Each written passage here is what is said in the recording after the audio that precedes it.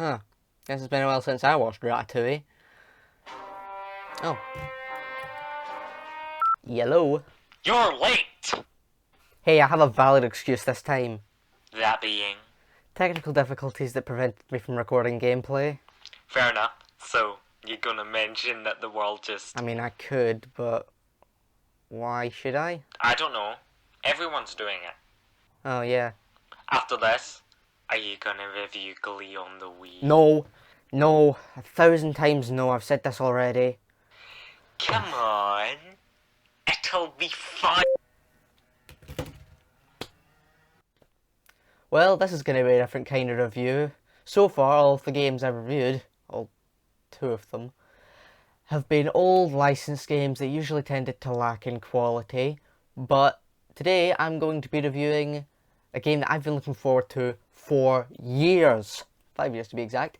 Battle for Bikini Bottom Rehydrated. I honestly didn't expect that this game would get made because, I mean, after all, it's a remake of an old licensed game from 2003. So, I mean, if you asked me a year ago what's going to come out first, Half-Life 3 or this, I'd probably say Half-Life 3 in the sense that it would never come out. And then, well, they came out 3 months apart from each other this year. 3 months. Seriously. The only question is, was the hype worth it? Spoiler alert, yes, it was worth it. Okay, oh yeah, it's worth it. For those of you who are unfamiliar with the original game, it's a 3D platformer / collectathon where rogue robots have taken over Bikini Bottom. This is because Plankton forgot to turn the Obey Plankton switch. Seriously though, why would you even have that in the first place? In a scheme to steal the Krabby Patty secret formula. As you can probably guess, you play as Spongebob, Patrick and Sandy as they try to save Bikini Bottom from the robot rampage. You run around between multiple areas from the Spongebob world as you try and collect as many golden spatulas as possible. Collecting these spatulas lets you progress into new areas and get further into the game. A total of 75 spatulas is required for completion. Overall, the story is simple and the gameplay, whilst not Dark Souls, isn't too easy, and 1 or 2 parts can be a little challenging, but the game is mostly a breeze. Now on to what Rehydrated has to offer. When I first heard about the game, my worries mostly lied with the controls. The originals were something that I always felt would be hard to replicate without it feeling odd, but Purple Lamp have done a great job with them. They felt a little different and caught me off guard at first, but I quickly warmed up to them. The game feels perfect on an Xbox 360 controller, and that's how I played through the game for my entire first playthrough. Whilst going back to revisit the game, I decided to have a go at the keyboard controls, and to my surprise, they felt just as good, if not better. For example, here is me using the bubble missile with a controller. It's really stiff and difficult. And here's me using a keyboard and mouse. This is a lot easier to pilot. There are some points in the game where I felt characters moved a little slow, and sometimes it felt fine. I don't quite know why that was. Maybe the levels were a bit bigger, maybe the characters were a bit slower. But otherwise, great job with the controls. And I also have to add that they got the speedrunners to come in and test the controls before the game came out, so another plus. Now on to graphics. This game looks amazing.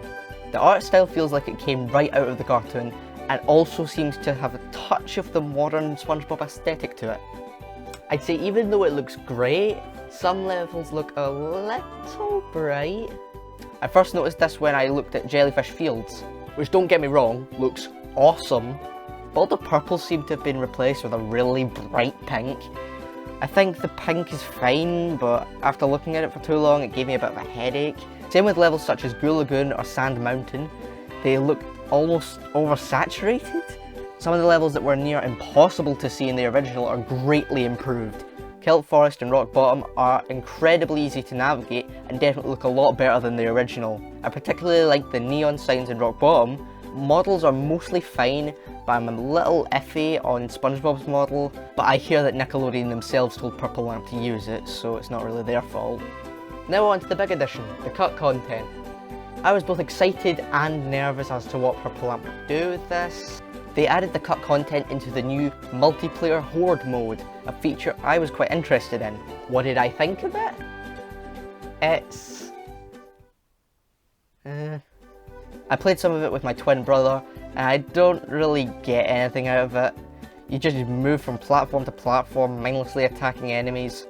Nothing special is done with the cut content, and... Wait a minute!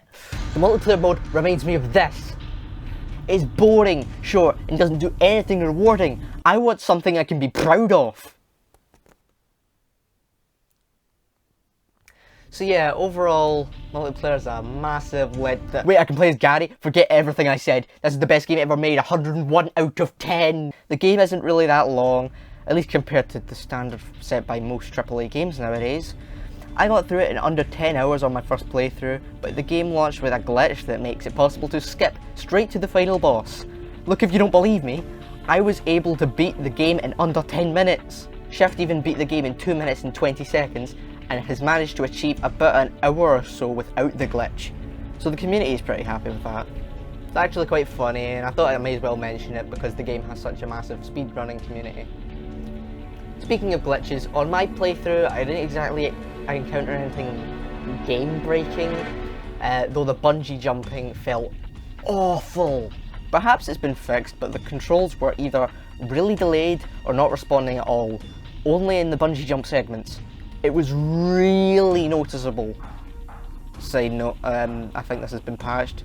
I think. Some of the things I think that the game improved on were the taxi system, which is the game's fast travel feature. In the original, the game would only give you a description of where you would be fast traveling to, but in Rehydrated, I can first of all see what level I'm going to, and see whereabouts in level 2. This was really helpful, and the UI as a whole has just been done up great. Some purists may not like this, but I do. So deal with it. Some attacks have been improved, specifically with Patrick and Sandy. This mostly consists of air attacks, but I don't really have much to say about them other than they work well enough. Now I've gotten most of the game out of the road, what's my overall opinion? This game does an excellent job at bringing this classic to modern audiences, and if you haven't tried it, you should consider giving it a try. Hello, I'm done. Glee on the Wii.